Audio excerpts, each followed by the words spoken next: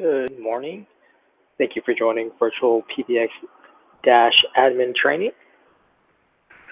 If you're a vConsole customer, we no longer provide the live trainings.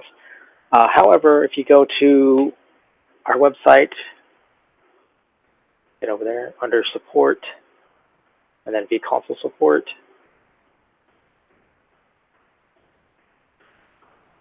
You're going to want to scroll down, and the advanced admin training here on the right, that is the full vConsole training.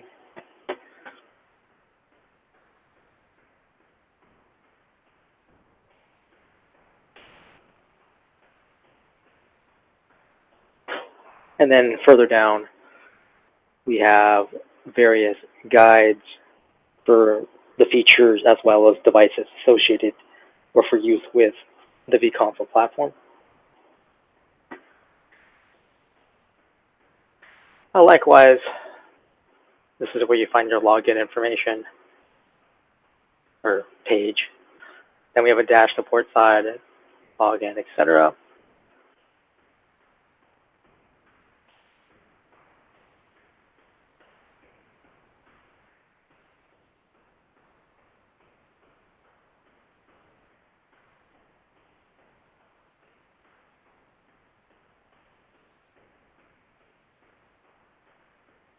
Okay.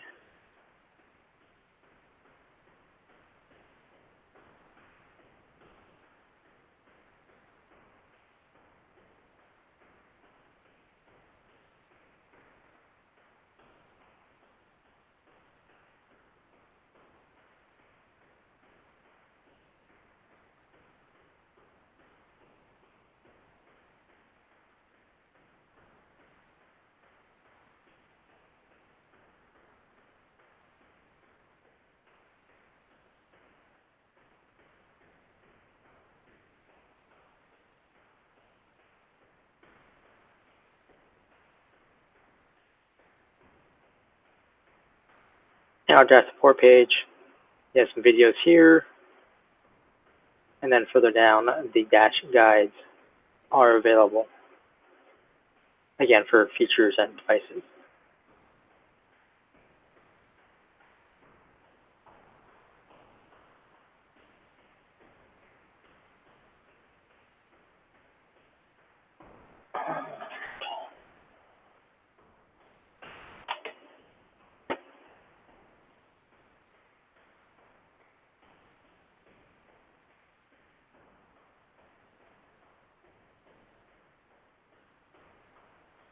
Oops, looks like I am logged into the wrong account, so let's get to the actual login page here.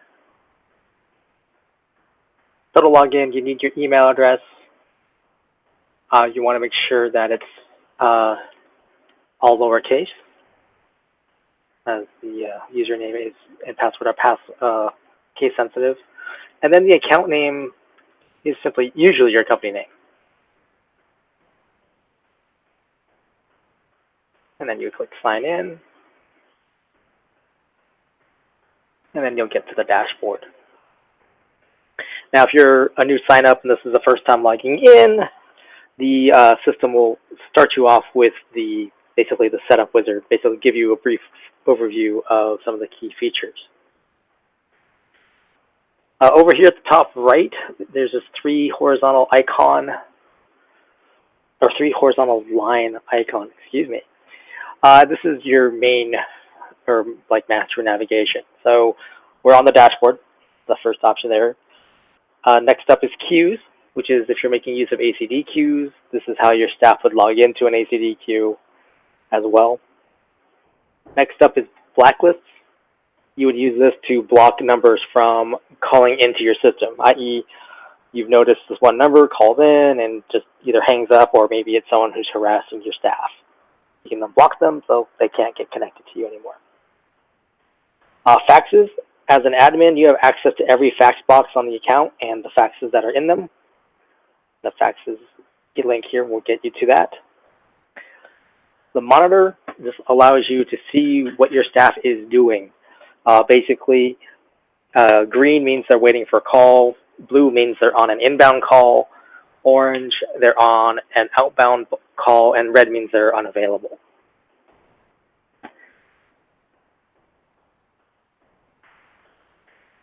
All right, recordings, let's get to your call recordings.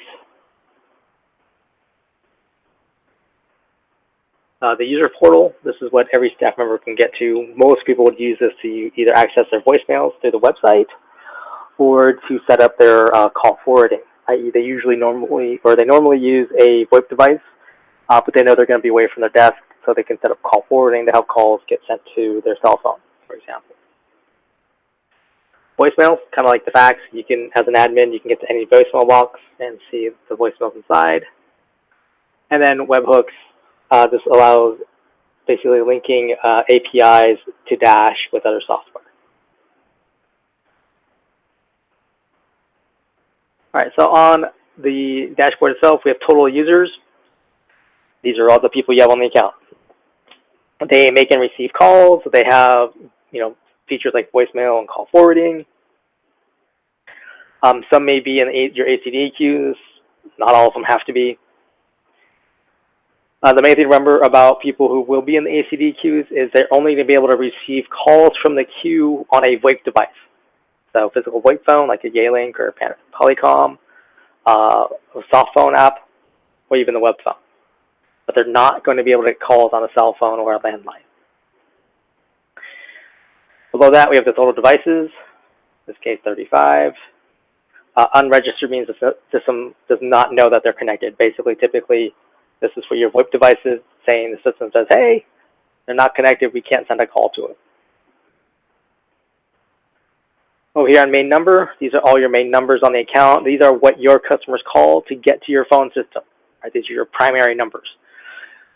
These numbers all behave the same way, meaning they play the same main greeting, and they all route the same way.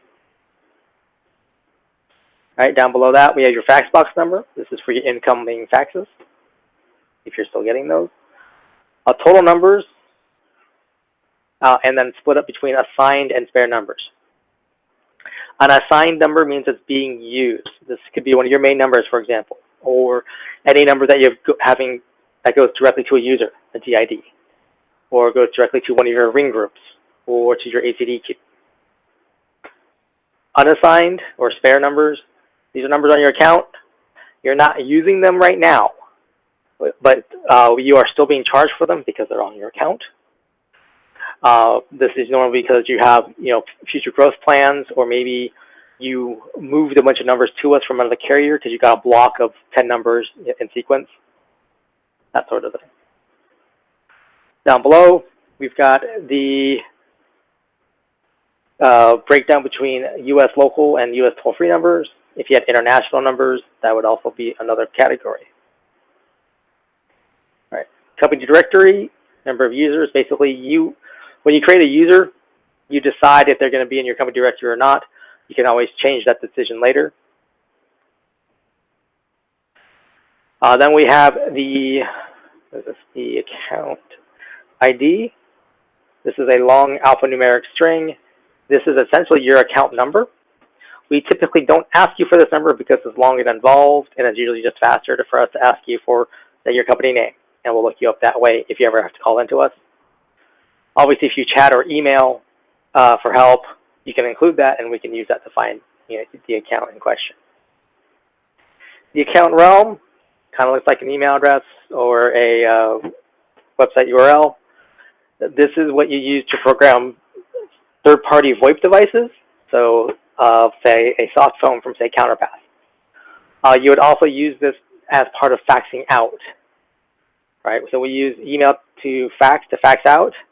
So you open up your email client, in the to field, right? So whoever you're sending it to, that's going to be +1, the area code and phone number you're faxing to, the @ symbol, and then this account realm is the domain.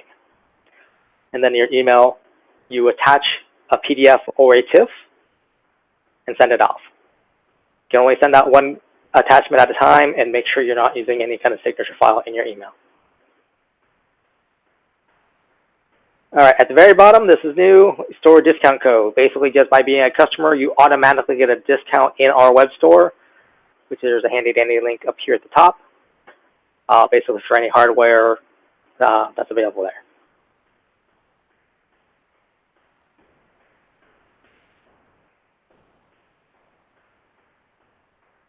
All right, over here we have caller ID. This is your main company caller ID.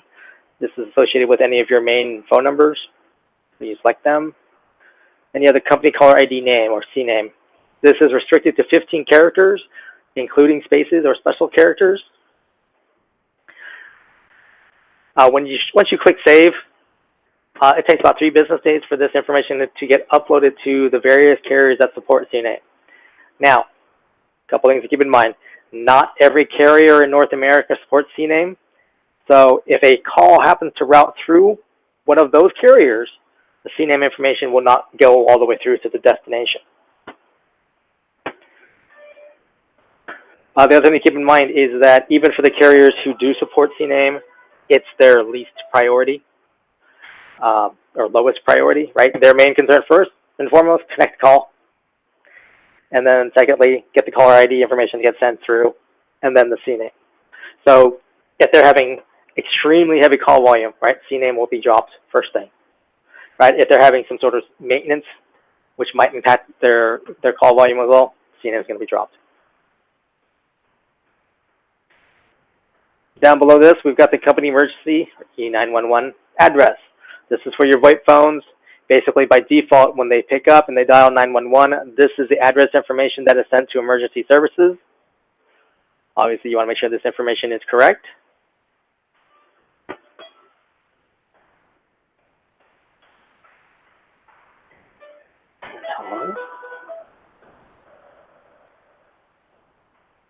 Sorry about that. And you can actually have different E911s for if you have staff at different locations by device. All right, hold music. This is your default hold music on Dash. You can upload files. All right, click the handy-dandy upload link there. Find the file and upload. Dash accepts both MP3 and .wav files. A couple things to keep in mind. First and foremost, right now you're restricted to 1 megabyte. So a 1 megabyte MP3 is roughly 5 minutes. You want to make sure that you record in mono, not in stereo.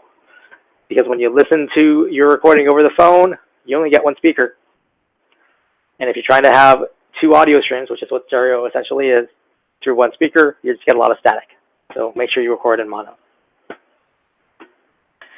Also, if you've already uploaded any other files, they'll be available here to select from as well. For hold music, this is for once your staff member has put someone on hold. So when the call is coming in, all the inbound caller ever hears is ringing, right? Then when they pick up, this is the hold music that plays after your staff member has put on hold.